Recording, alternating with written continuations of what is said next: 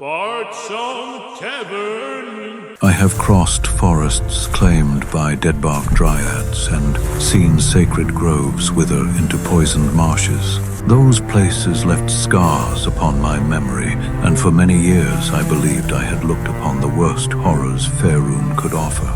Then 4 of us descended beneath the cliffs of Shadowdale, and what we found there taught me how little I truly understood fear. Rumors spoke of a crystal relic once tied to the servants of Shar, an orb said to hold secrets hidden between the stars themselves. Most dismissed the tale as nonsense, but Callan did not. Callan had once studied within Candlekeep, though the circumstances of his departure remained a subject he carefully avoided. His hunger for forgotten knowledge often carried him into places wiser men preferred to leave buried. The entrance was little more than a wound in the rock, yet a faint violet sheen surrounded the narrow opening, and the stone seemed to drink the light around it. The tunnels descended steadily beneath the mountain. A pale cave lizard watched us from beside a pool of black water, before slipping silently into a crack in the stone. Farther below, strange white mushrooms released nearly invisible spores into the air, which awakened regrets none of us had wished to remember. The tunnels eventually opened onto a narrow ledge carved into the wall of an enormous cavern. Before crossing, we passed a corridor of ancient inscriptions. Of all the carvings we found beneath the mountain, one remains clearer than the rest. Those who fear the night shall never know its secrets.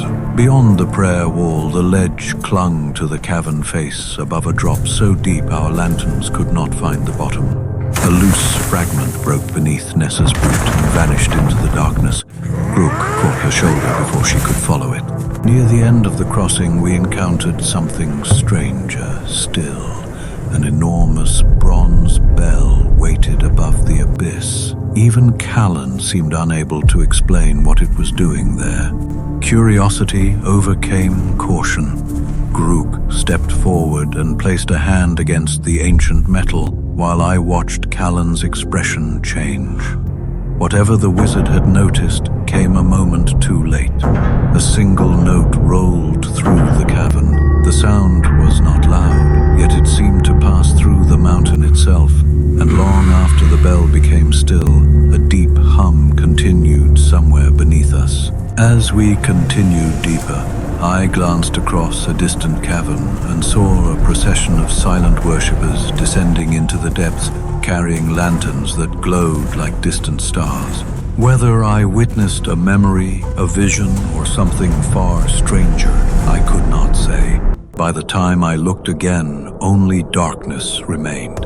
Hours later, we reached what appeared to be the end of our journey. Dozens of statues knelt before a blank wall, and the chamber felt less like a shrine than a congregation still waiting for something to happen.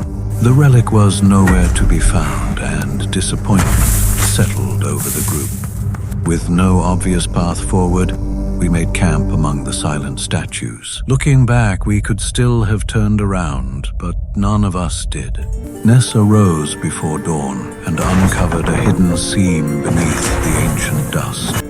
Moments later, a section of the wall rotated inward, revealing a concealed passage. Beyond the hidden doorway waited a vast spiral staircase carved around the walls of a cylindrical shaft descending into darkness.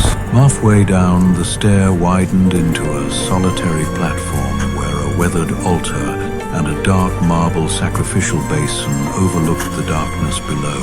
As I passed, the basin's edge caught my hand and several drops of blood fell onto the stone.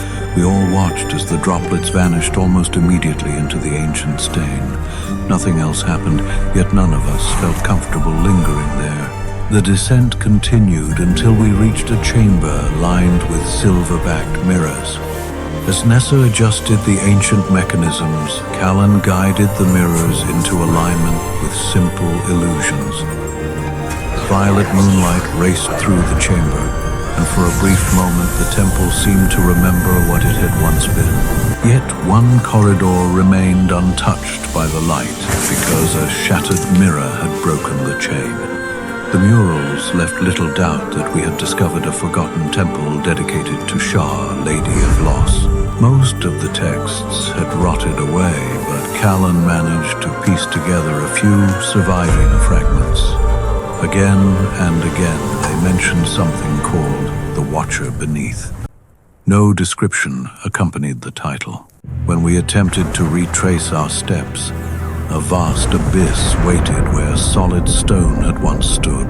The temple was built to keep something in. We pressed onward because no other path remained. The final corridor opened into a hall so vast our lanterns could not reveal its full size. We searched for hours, but the Starry Gnosis was nowhere to be found. Then the water moved. At first I mistook the shapes for roots tangled around the pillars. Then the roots shifted, slick black flesh rose from the lake, and hundreds of shielded crimson eyes opened along the length of every tentacle. Grook charged before any of us could stop him. His axe severed the nearest tentacle and sent black water spraying across the ruined stones. The lake answered with impossible speed. One tentacle wrapped around his leg, another coiled around his waist. Grook planted his feet and roared as he fought the pull. For a moment it seemed his strength might be enough. Then more tentacles erupted from the darkness, wrapping around his arms and chest. Stone cracked beneath his boots as he fought the pull. His axe rose once more and severed another appendage. It made no difference. Before any of us could reach him, the strongest among us vanished beneath the water. Callan answered with a lance of violet force that struck one of the creature's exposed eyes. For a brief moment, the lake illuminated beneath the surface, and what we saw there stole all hope. The dark tentacles was far larger than we imagined. Its body spread through the water while tentacles coiled around pillars like living vines. Callan cast mirror image, and 3 identical illusionists appeared around him. Tentacles struck 2 illusions and passed harmlessly through them. For a moment I thought the spell had worked. Then one of the creature's countless eyes found the real spellcaster. A black appendage shot from the darkness and wrapped across Callan's face, smothering the spell on his lips. Nessa reacted instantly.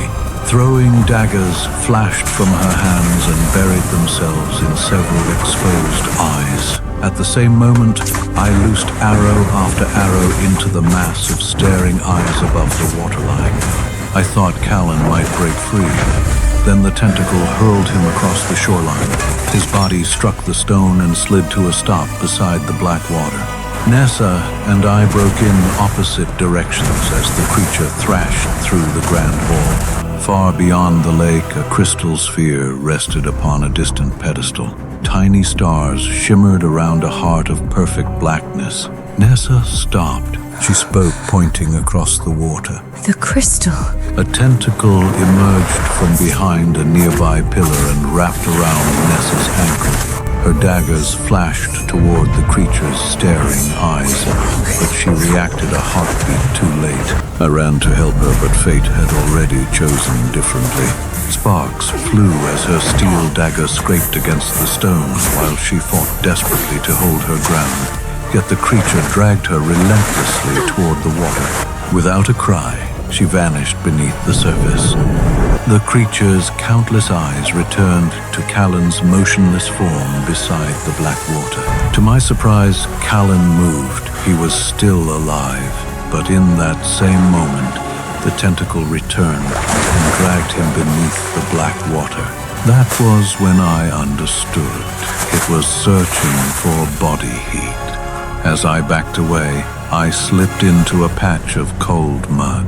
In that moment, I realized why the creature's gaze had passed over me. I smeared the foul mixture across my skin, clothing, and hair before pressing myself against the cavern wall and assessing the situation once more. Across the water, The Starry Gnosis rested upon its distant pedestal. Beyond it stretched the portion of the temple untouched by violet moonlight. Whether the mirrors had revealed a hidden path or contained the watcher beneath, I never learned. Then I looked away from the crystal and toward the lake. The darkness below was moving, slowly, deliberately, as though it had finally found what it was looking for.